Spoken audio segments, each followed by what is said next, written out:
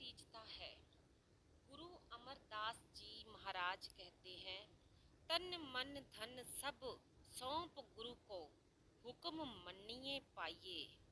अगर परमेश्वर से मिलने की इच्छा हो तो जिज्ञासु को चाहिए कि अपने प्राण, अपनी संपत्ति और मन बुद्धि को उस परमेश्वर के सगुण स्वरूप सतगुरु की मलकियत समझे और फिर पल पल उसके हुक्म में रहें।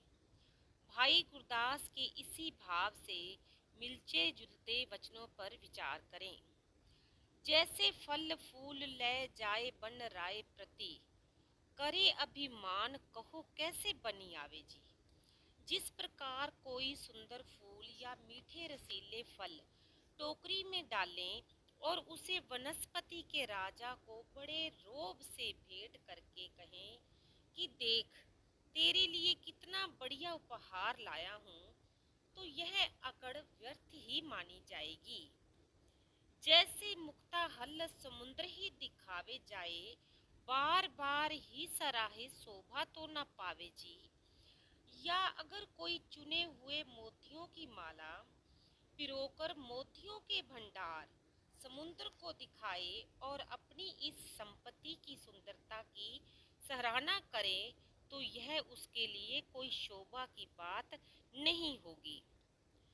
जैसे कनी कंचन सुमेर सम्मुख राख, मन में गर्भ करे बावरों का हावे जी।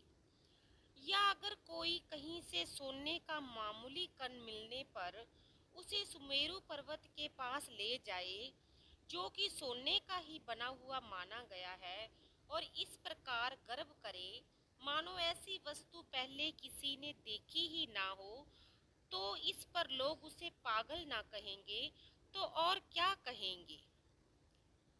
तैसे ज्ञान ध्यान ठान प्राण दे रिझाए चाहे, प्राणपति सतगुरु कैसे के रिझावे जी। इसी प्रकार कोई अभ्यासी ज्ञान प्राप्त कर ले, ध्यान का अभ्यासी हो जाए, अपने प्राण सतगुरु को अर्पण कर दे और फिर सोचे कि इनके द्वारा मैं उसको प्रसन्न करने में सफल हो गया हूँ, तो उसकी यह धारणा मूर्खता का ही प्रमाण होगी। क्योंकि उसका ज्ञान ध्यान प्राण सब कुछ तो सतगुरु ने ही उसे दिया है, और उसी की दात उसे लौटाकर शिष्य ने कौन सा बड़ा काम कर लिया। अर्थात सतगुरु का रीझना उसकी दया पर निर्भर करता है, शिष्य के उद्यम या प्रयत्न पर नहीं। उनका तो केवल यह कहना ही शोभा देता है, कबीर मेरा मुझ में कछ नहीं, जो कछ है सो तेरा, तेरा तुझको सौंप द्यूं क्या लागे मेरा।